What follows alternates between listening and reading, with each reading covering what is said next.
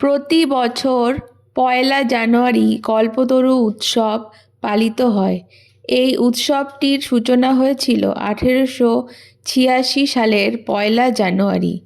এই উৎসব মূলত কাশীপুর উদ্যানবাটিতে পালিত হয়, তবে বিভিন্ন রামকৃষ্ণ মিশন এবং রামকৃষ্ণ মঠের সন্ন্যাসিনীরা এছাড়া বেদান্ত সোসাইটিগুলিও এই উৎসব পালন করে থাকে।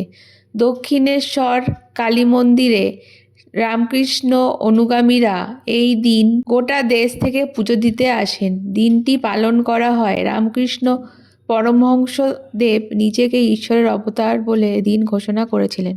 এই কল্পতরু উৎসবের নেপথ্যে কিছু কাহিনী আছে। ঠাকুর শ্রীরামকৃষ্ণদেব যখন দুরারোগ্য ক্যান্সার ব্যাধিতে আক্রান্ত ছিলেন, তখন তাকে কাশীপুর উদ্যানবাটিতে চিকিৎসার জন্য আনা হয়েছিল। সেই সময় পয়লা জানুয়ারি তিনি যখন একটু সুস্থ বোধ করছিলেন, তখন তার শিষ্যদের সঙ্গে হাঁটতে বেরিয়েছিলেন। তার শিষ্যদের মধ্যে একজন প্রধান ছিলেন নাট্যকার গিরিশচন্দ্র ঘোষ।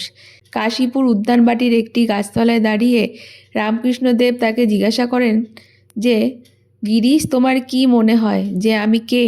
তখন গিরিশ ঘোষ বলেন, আমি বিশ্বাস করি আপনি রামকৃষ্ণ পরমহংসদেব। মানব কল্যাণের জন্য আপনি ঈশ্বরের রূপ হিসেবে পৃথিবীতে অবতীর্ণ হয়েছেন। সেই জবাবে শ্রীরামকৃষ্ণ বলে ওঠেন, আমি আর কি বলবো তোদের, তোমাদের চৈতন্য হোক। তারপর রামকৃষ্ণদেব কিছুটা সমাধিস্থ হয়ে পড়েন, আর তার প্রতিটি শিষ্য তাকে তখন স্পর্শ করেন। পরে জানা যায় যে রামকৃষ্ণদেবের অনুগামীরা বলেছিলেন, তার এই স্পর্শে তাদের প্রত্যেকের মধ্যে এক অদ্ভুত আধ্যাত্মিক অনুভূতি সৃষ্টি হয়েছিল। এই ঘটনাস্থলে উপস্থিত ছিলেন রামকৃষ্ণদেবের শিষ্য রামচন্দ্র দত্ত। তিনি দাবি করেছিলেন যে শ্রীরামকৃষ্ণদেব সেই দিন পুরাণে বর্ণিত কল্পতরুতে পরিণত হয়েছিলেন। তাই রামচন্দ্র দত্ত এই দিনটির নাম দেন কল্পতরু দিবস।